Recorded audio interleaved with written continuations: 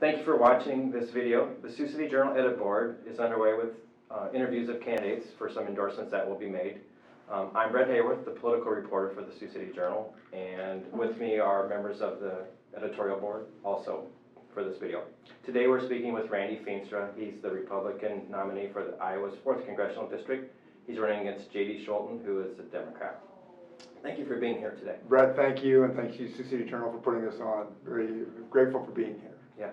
To begin, as we sit here in late October, it's less than 2 weeks to the election, just describe your campaign, how it's going, and kind of please explain what types of events you're holding in the time of coronavirus. Yeah, it really has changed based on coronavirus, starting in mid-March when we all, heard about what was happening. A lot of things shut down. At that point, we did a lot of phone calls and did a lot of things trying to help our neighbors. We sent diapers to different people. We were communicating with them, and they're communicating with us. How can we help? So we did a lot of that. So then throughout the summer and now the fall, we've been more getting out again. With social distancing, wearing masks and things like that. But getting back out to Rotaries, getting back out to Kiwanis clubs, and getting to the businesses and ag producers in the 4th District, which I've just been amazed, just incredibly amazed at the technology and all the things that are happening in this 4th District. We have to be so impressed with the innovations and things that are happening in all these small towns. Every small town has some business or some enterprise that is making that small town successful. And how big of gatherings are you having? Like how many people would turn out for? Probably 5 to 10. Some Rotary clubs probably have 15 or so.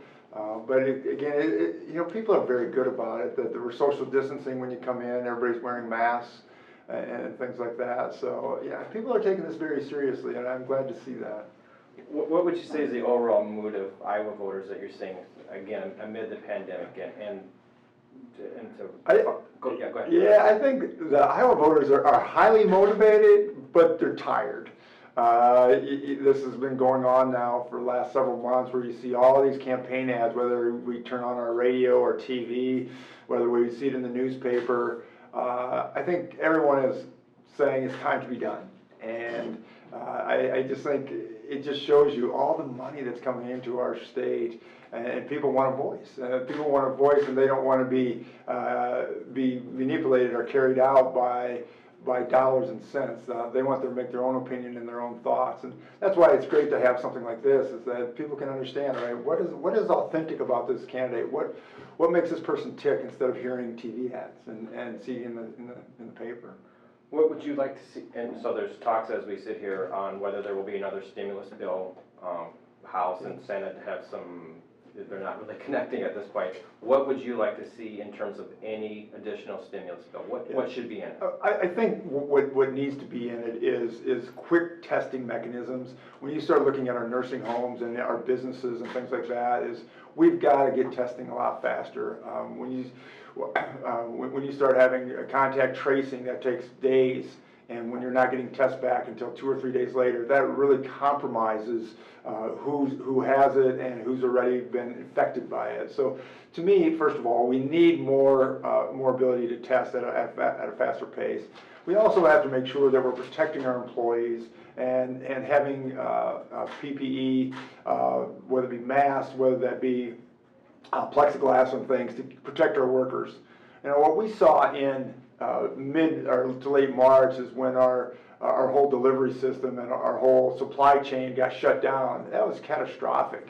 It was absolutely catastrophic. My family, my in-laws, they farm near Perkins, Iowa, and it was tough. It was really tough for them to, all right, do we have to euthanize animals and stuff like that? So to me, it became this whole balancing thing of trying to protect workers that we have to do in the next stimulus bill, and then also making sure that we keep our economy open so we don't have to make these tough decisions about euthanizing animals and things like that.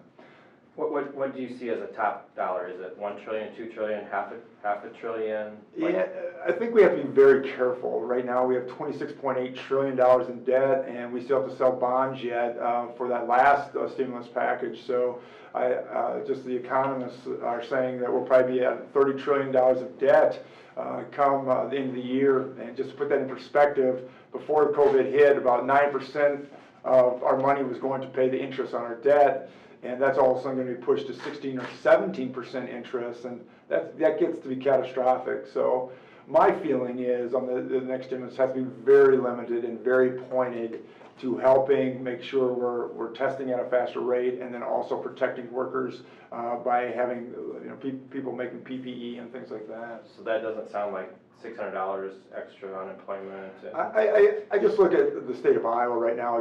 Yesterday it came out that we're just over 4%, 4.5% unemployment. I think the jobs are out there. I think we still got to start matching up the jobs with the workforce, and hopefully we can do that. Okay, but this is your first run for state, or most of the state office, rather than a few counties in northwest Iowa. What have you found is the most surprising aspect of running over 39 counties versus a more smaller geographic?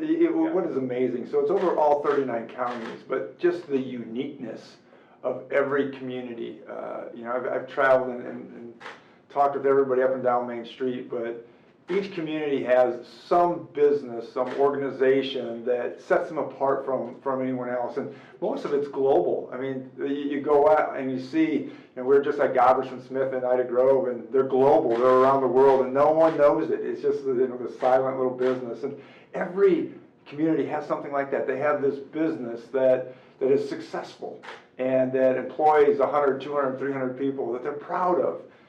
It's just exciting to see the innovation that's out there, and the collaboration and the people that support not only that business, but then they support that hospital, they support that educational system, and it's Friday Night Lights that, hey, I'm proud of my town, and when I come through, they're just so excited to show me, hey, this is what we have, this is what's going on, and I just think that's awesome. I mean, it's real Iowa.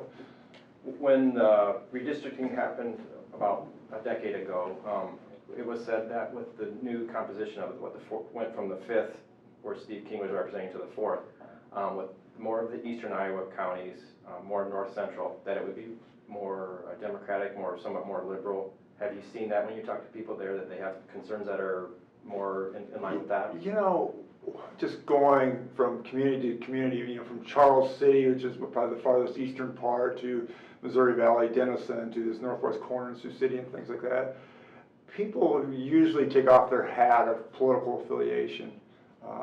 They just want somebody that will listen, and they want somebody that will deliver, that, hey, this is what's happening in our community, please listen, and what can you do to help us? What can you do to help our local hospital? What can you do to help our manufacturing? Or we have this issue going on with the railroad, or whatever it might be. And I just have found that people have taken off their hat of political affiliation and just simply say, we just want somebody to be effective and make a difference for us. What skill set have you developed as a state senator that you think translates to be a member of Congress? Yeah. To me, it is listening. That I think there's so many politicians that always want to demand and say this is this and that, and we have to listen. We have to listen to people. We have to listen to, in the 4th District, it's highly agricultural. We have to listen to what are the agricultural people saying? And then manufacturing, what are the manufacturing people saying? And the same thing with hospitals. Hospitals, every community and every county has a hospital or two. And they have special and unique needs. And we got to listen and say, all right, how can we be effective and help them and make a difference? There was a debate last night. Looks like it'll be the only televised debate in the Iowa 4th race. How do you feel like you fared, and what was your reaction? There was a lot of talk about the Green New Deal. What was your reaction to how that portion played out? Well, first of all, we've done a lot of debates and forums over the last 6 to 12 months. I think I'm probably the person that's debated more than anybody of any candidate in Iowa. But when it comes to the Green New Deal, first of all, agriculture is number 1 or number 2 in the country, our 4th District. So it's so important that everybody understands that when agriculture is successful, that our Main Street and our hospitals and our school systems are all successful. So I take it very seriously. And my opponent has numerous times tweeted about it and says that he supports it, or it'd be good for the farming community. He's had it on his website. So I do want to point that out, that he has said, well, I'm not supportive of it, it's like, well, wait a minute, you're saying something quite different on your tweets and on your website. So I wanted to point that out, and I think for our agricultural community, we have to understand how important it is to fight against the Green New Deal and what it all stands for and what the costs would happen. In Iowa, I think we've done such a great job of voluntarily helping our environment through buffer strips and through terraces and through cover crops, and then ethanol, the cleanest form of energy that is made. And we have wind, and we have all these great things. So I just applaud that our farmers are taking it upon themselves to do great things. The Iowa 4th is a heavily Republican district, and a lot of the political ratings have shown that you should win. Do you believe you will win, and why are you the right candidate for this race? I tell you what, I believe I'll win, but it's based on the support of those that know me. It's based on the support of those that say, hey, Randy has delivered in the Iowa legislature. Look what he's done in the Iowa legislature, and that makes me feel confident that I can vote for him. He dramatically lowered our taxes and the largest income tax reduction in state history. He balanced the budget every year. He helped with health care. He created new policies, working with Farm Bureau to create new policies. So you just go down the list and say, all right, Randy has done it. And that's what I want people to understand, is that I delivered in the Iowa Senate, and I want to deliver for them in Congress. So there have been some polls, there have been some independent polls, there have been some internal polls that have come out over the last week, I guess. Schulten's team contends that your most recent poll was a push poll. Speak to the format of the poll, and then also kind of give a take on what you believe, which would be the most illuminating polls that are out there. Well, I would just say that a poll, you don't ever want to do a push poll, because what you're doing is you want to know exactly where you stand in the race. So you're going to do a poll that you want it to reflect 100% and with 100% confidence of where things are at, because that gives the campaign a perspective of where things are at, and it gives people in society a perspective. So when we do a poll, we want to make sure it's 100% accurate, and we understand that when you do statistics, that there's going to be a margin of error, and that's always something that has to be looked at, is how big is the margin of error each poll. But I go back and say, for me, it's about going out every day, listening, telling our story, and the polls will take care of themselves, and the election will take care of itself. But I just want to be the effective and proven voice that will deliver for the 4th District. What do you think? What do you think of the tenor of the campaign? How has it been? The tenor of the campaign, we've just been excited. It's been exciting. It's been fun to listen, and it's been fun to people want to engage us. They want to be involved. Like I said, when we come into a community and walk up and down Main Street, it's just so much fun where the chamber, hey, I want you to meet so-and-so. I want you to talk with so-and-so, and to listen and to write things down and say, all right, this is important to this community, whether it be that railroad track going through town, or the whistle blowing on that train, or the hospital that's struggling with a maternity unit that might be closing. You know, every community has something different, but they want somebody that will make a difference for them, that will have a voice. And that's sort of the tenor of the campaign. I'm saying, I want to be that voice, and I want to deliver results for them. I didn't ask a very pointed question. What do you think about the tenor of the campaign with you and Schulten going back and forth? And I guess the follow-up is there anything that the Schulten team has said about you that you believe is off base that you'd like to address? Well, I just say in politics, obviously both sides want to get out some rhetoric and some story, whatever it might be. I guess I'm so very proud of having 2,900 people in Iowa step up and contribute to my campaign, that it's been very grassroots, going all over. And it's from the lady even next door to me that gave me $5 and said, hey, I know it's not much. I said, you know what, it'll buy me some stamps. And to the gentleman in Hardin County, the same, Randy, you know agriculture, you've lived it, your in-laws live it, you've been there, you know the farming. So for us, this campaign has been so grassroots, and the contributors have been very local, very 4th District people that want somebody to deliver for them. What are the two issues that you've, let's please keep it to two. Yeah. What are the two issues that you've most heard Iowans express to you on the ground that they want to see addressed? So number one is agricultural production and what's happening. And we have seen it now that it's sort of blossomed with the trade deals. There's a lot of concern in July and August about where we were with our pricing of our commodity prices, whether it be corn or soybeans and cattle and hogs and even dairy and eggs.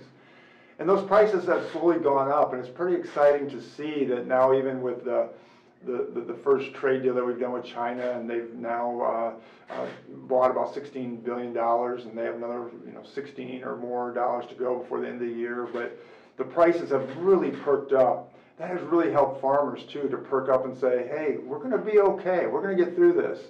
But they want a voice. They want a voice on that next ag bill, which will happen in 2022, where we do things to protect the ag producer even more, to make sure that we don't have these big gaps. And they also want to protect the monopoly, that we don't have monopolies. I was just talked about in the last couple of weeks that chicken had a significant monopoly with one of their packers, and were charged $110 million by the Department of Justice. Well, we have to look at that. Is it happening also when it comes to our livestock, and is it happening also with hogs? And I think that's definitely something that has to be looked at. The other big part is local hospitals and local health care. Just last week, everybody's getting their premium statements now for next year's insurance starting January 1st. And people are they're angry that they're going up by 35, 40%, these businesses and the farm families. And they're saying, we can't do this, Randy. We can't spend $30,000 on insurance. Or I had a local business to say, it's going to cost us an extra $60,000. We're just a local cement contractor. And they're right.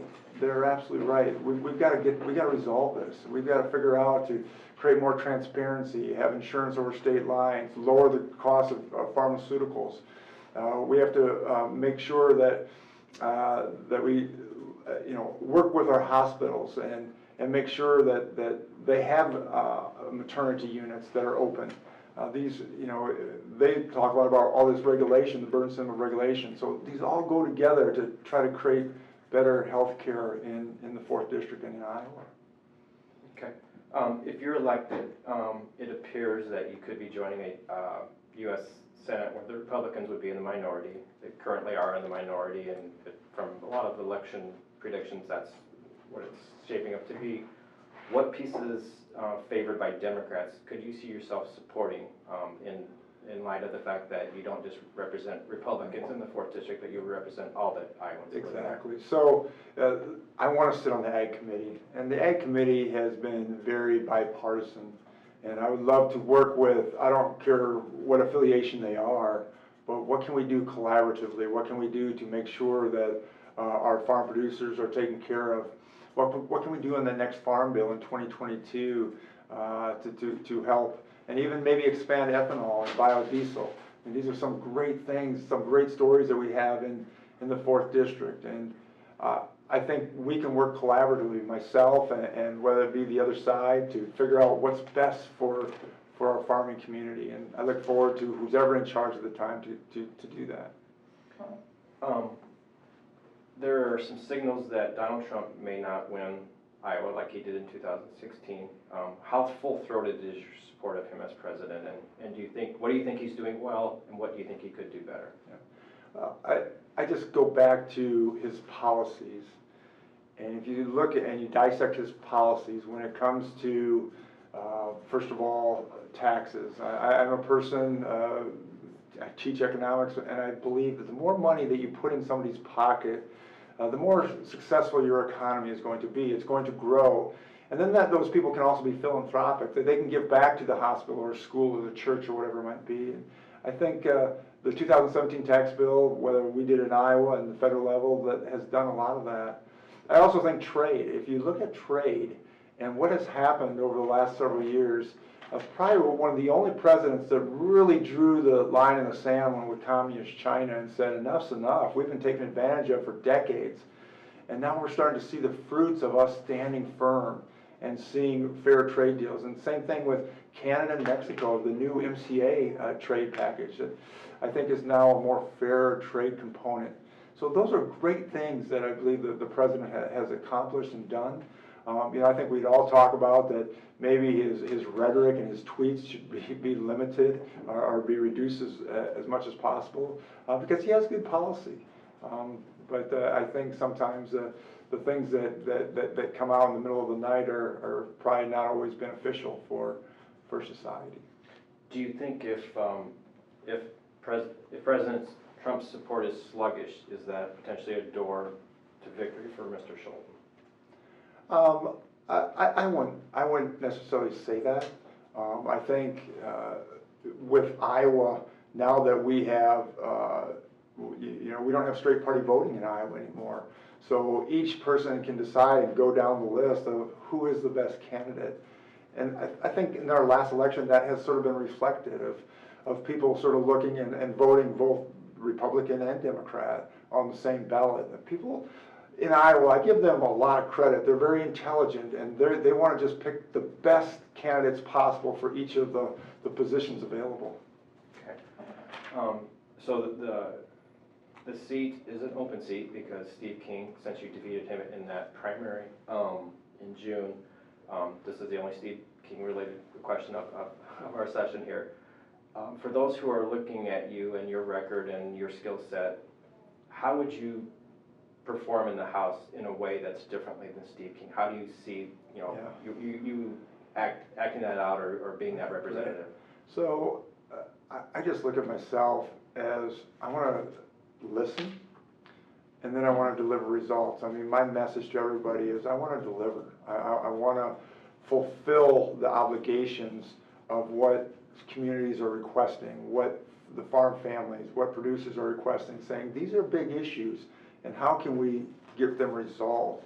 And it could be the smallest of little things in a community, or it could be something overarching, something very significant like ethanol and biodiesel to expand the RFS, the renewable fuel standard. I mean, we're in this 4th district, and I think collaboratively, if we work together and listen and talk to one another, I think we can get things done. And that's what I want to tell people. That's, to me, is who I am. Is I've done in the Iowa Senate delivering results, and I want to do that in Congress also. Okay, you've been outraised by Mr. Scholten in the last several quarterly periods. Do you like where you stand financially, and do you have the ability to run the commercials, to do the outreach, all the stuff that you want to do here in the last few days? Well, I'll say this: it's always disappointing that money has become the crux of a lot of politics. And it's great if we can get our name out via going to each community and stuff, but whether it be in the newspaper or whether it be on radio or TV, it is one of these viable things that you got to do. And we have enough money to get through the election. But I will say it is tough to see when so much money is flooding in from whether it be San Francisco or New York, and that's different than myself, where most of it's coming from grassroots people. Okay, and that's a point that you've made quite a bit of. And so, just if you could put a finer point on that, like what examples do you have of the money that's coming from either coast? Well, I just think you have to look at the percentage of dollars. I just overarching look at the percentage of dollars where 75% of my opponent's dollars are coming from out of state, and where most of my dollars, 75%, are coming from in-state. I just think the voters of Iowa, I want them to pick. I want them to be the ones that are putting in dollars. And not only the people of Iowa, but you also have Farm Bureau or organizations that are affiliated in Iowa that are helping the campaign. And I just think that gives a real touch to, hey, we're Iowans and this is what we want. The messaging that you've said, and you just said this a few minutes ago, is delivering for people. How did you come upon that as kind of your campaign theme, and in what ways do you think that you can deliver? It's funny you say that. I met with a good group of people, farmers and business people last December. And I had somebody in the group that said, Randy, you delivered for us. You did X, Y, and Z for us, and that's why we want you to run for Congress. And that sort of stuck. It sort of stuck with myself, and it stuck with our campaign as, all right, if you look back, why are people supporting myself? Why did they support myself in the Iowa Senate? And it goes back to, hey, Randy, helped us lower taxes. Randy helped us when it comes to ag regulation or deregulation. Randy did this. And for me, it's listening and then delivering. Two questions to finish up. I'd like to, again, put a finer point on that.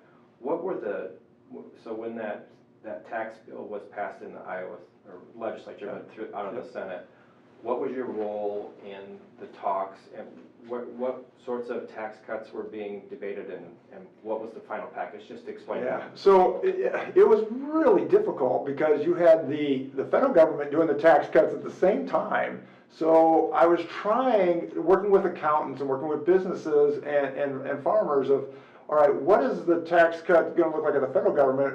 When the federal government went to a standard deduction, they doubled it, from $6,000 to $12,000 for individuals and $12,000 to $24,000 for families.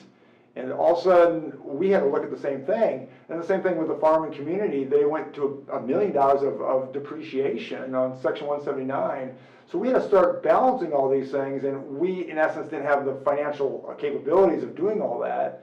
And that's where I sort of worked with others and said, let's put triggers in, and let's go down these paths where we can couple with the federal government and create a more effective system, a system that's a lot easier to use.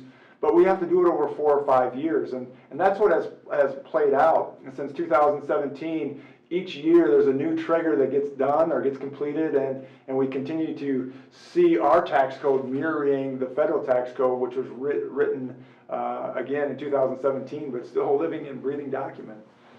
Thank you for that, and thank you for coming in today. To wrap up, why should Iowa 4th voters support you? Well, I want to thank you for being here, and I would just humbly ask the voters that I will listen, and what I have done in the past in the Iowa legislature of reducing taxes and balancing a budget, which is so important, which is scary to me with our debt. We've got to get to a balanced budget. And then also working with healthcare and making sure that we reduce insurance premiums. And also making sure that we keep our promises. The promises of Social Security and Medicare, those are promises that must be kept, not only for each one of us, but also for our children and grandchildren. And I want to be there. I want to make sure that happens. So the bottom line is, I want to be an effective leader that will deliver results for the 4th District. Thank you. Thank you so much.